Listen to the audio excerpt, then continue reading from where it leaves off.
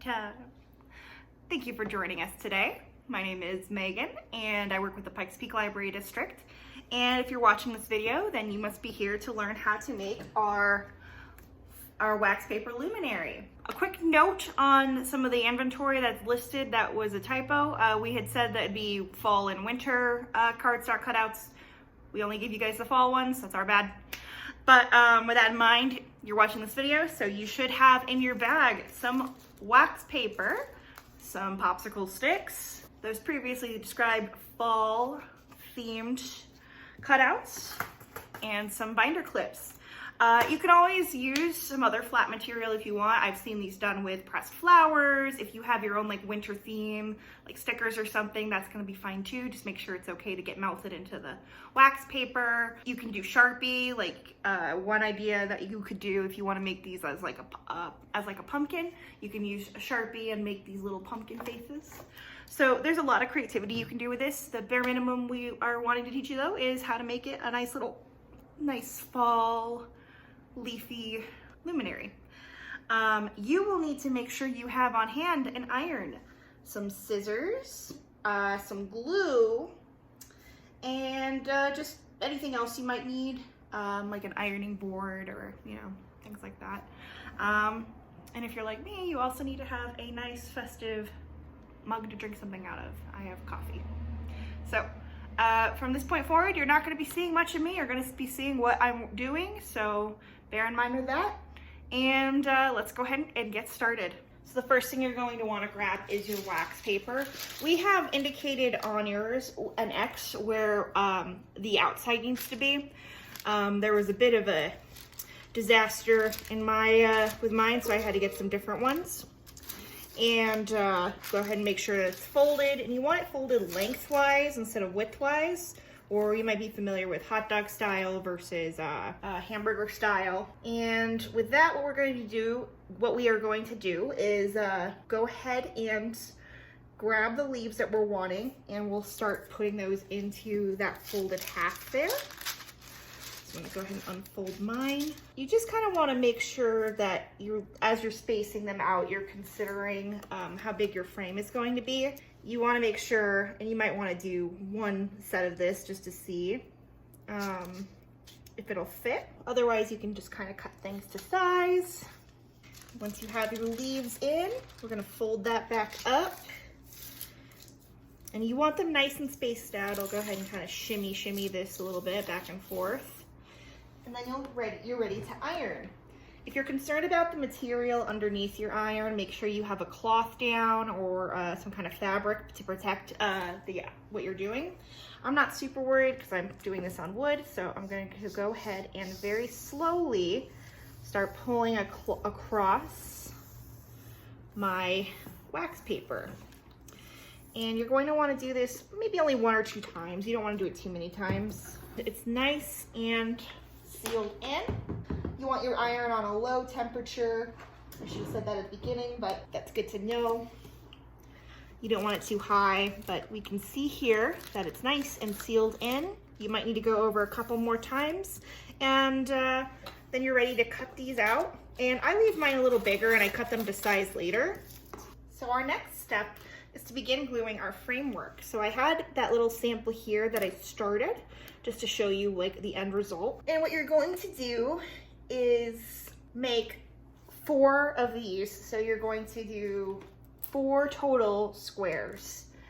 And so we're going to grab another set. We're gonna go ahead and add just a little bit of glue. I'm just using generic Elmer's glue, which should work fine. It might take a little longer to dry, but it should work fine. And we'll go ahead and attach that there. And the binder clips are for if you want the glue, the wood to be held in place a little more solidly. That's stuck to me. That's really useful later down the road when we're making the, go ahead and take the candle out for a second. The framework here, like having that glue to hold it in place for the actual screens is going to be really important.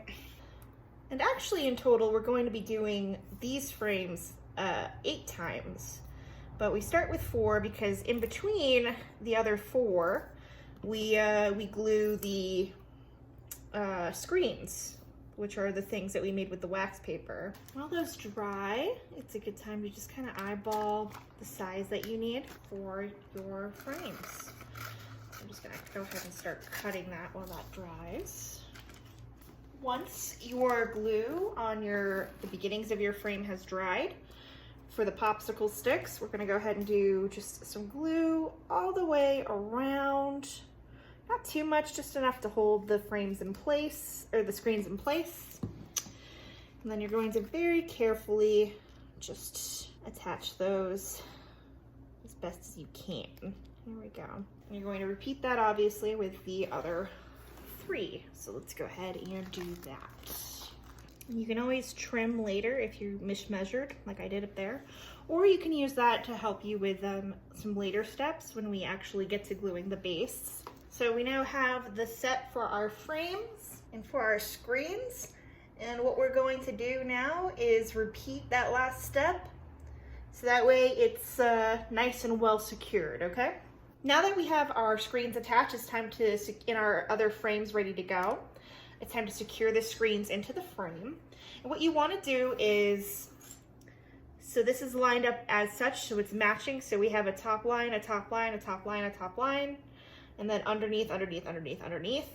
Let's go ahead and just to make it easier, so we don't have to flip it if it's still drying, we want it so that way that top line is lined up with this top line. So the 2 top lines are together and pressed together nice and tight. It just makes a much more secure frame and holds that in place really nice and neat.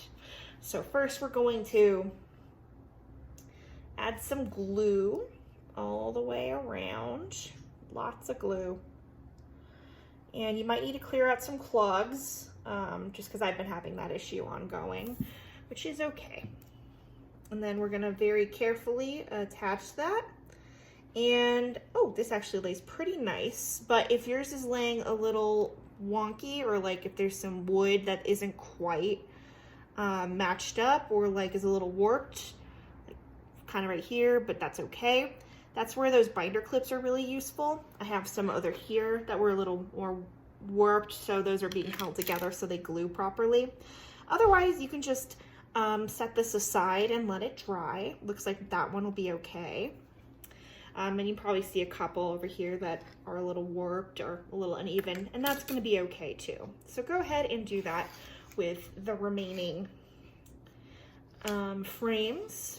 Okay, so while these dry, we're gonna go ahead and work on our base. So with the remaining popsicle sticks, what you're going to do is you're going to take 2 popsicle sticks, oops, and then you're going to take 7 popsicle sticks to set aside. Let's go ahead and start gluing again. So what we're just going to do is, honestly, just add glue all the way down on your popsicle stick.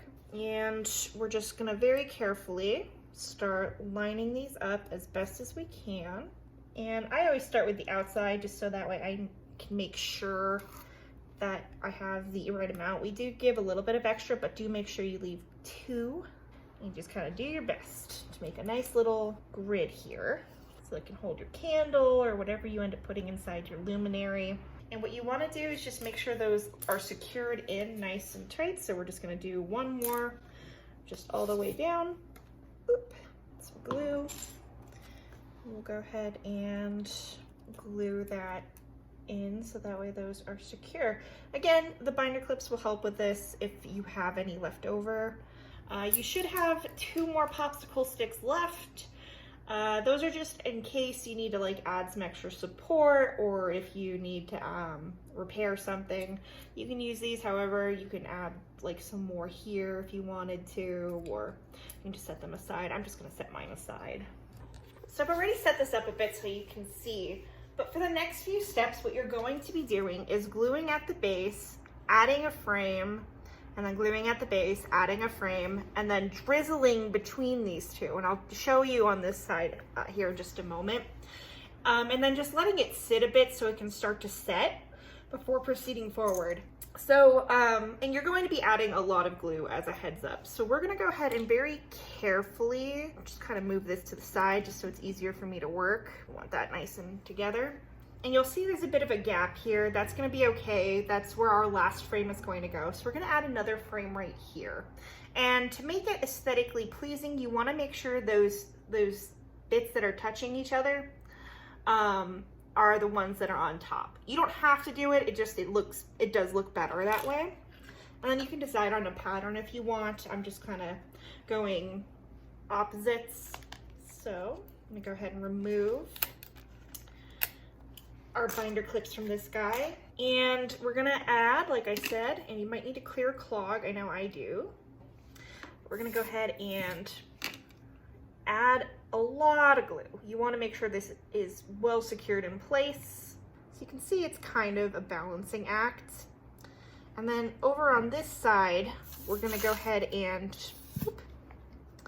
drizzle a lot of glue just to hold that side in place. I'm going to set that there. And again, we're going to want something to just hold that all together while that dries. So you're gonna go ahead and let that dry before doing the last frame. And I would let this whole thing dry before you do the last frame. So we'll go ahead and do that. It'll take about 15 minutes. So just be patient. Okay, all right. Okay, so when your item has finished drying enough that you're able to add your final frame, the final frame is sometimes the trickiest one to add because it doesn't really go on the base. Or if yours does, woohoo! Mine is not going to. So we're going to go ahead and I'll push this up here in a minute just so you can see a bit better. We're gonna very carefully move this. There we go. You can see that's still drying. And we're going to go ahead and we'll do this way. And with this last one, we're just going to be gluing basically to the sides. So we're gonna go ahead and do our good dose of glue here and here. What I'm also going to do is, before I put something there to hold it in place, I'm just gonna add some glue here to the corners. So we don't want it to fall apart. We want it to be nice and well stuck together. So we'll go ahead and I'm gonna go ahead and add that guy here to hold it in place. And you're going to go ahead and let that dry completely. So it could take anywhere from 15 minutes to an hour. So I'm going to check on it in a little bit and we'll see where it is. Okay, so once your thing has dried enough that you're able to lift it, now is the time to do final adhesive. So like you can see, I have a few loose bits here. So I'm just going to go ahead and take my glue and we're just going to finalize where we need to. And so we have that going down, kind of just on each and every single one of these, just really helps it stay nice and secure. And you just want that to dry thoroughly. And so once that's good and dry, we'll be able to proceed to the last step. Okay, so once your wax luminary has dried, you are good to set it wherever you set your fall display stuff. So I have my little item here at my front door, so that way I can be greeted by this cute little luminary. And you can set it with all your other decorations. I don't know if I would recommend putting it outside, or at least not outside long term. Yeah, so thank you again for joining us today. This has been the wax paper luminaries. We hope you enjoyed it and that you continue to use your library for all sorts of fun activities, crafts, and more. Thank you again and have a happy fall.